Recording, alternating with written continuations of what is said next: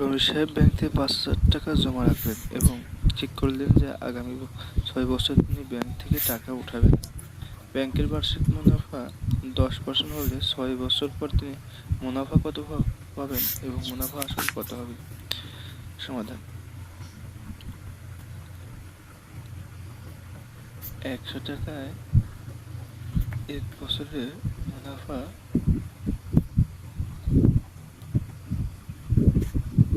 ১০ টাকা। অতএব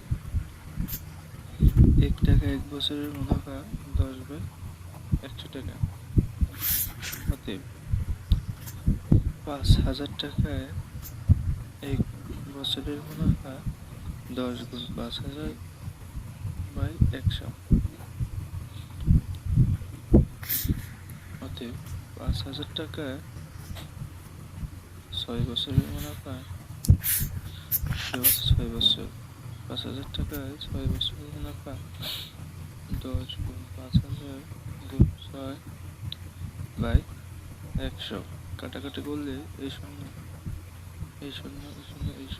৫৩০ ৩,০০০ টাকা। মুনাফা পেলাম ৩,০০০ টাকা। মুনাফা আমরা জানি মুনাফা আসল সমান আসল প্লাস মুনাফা।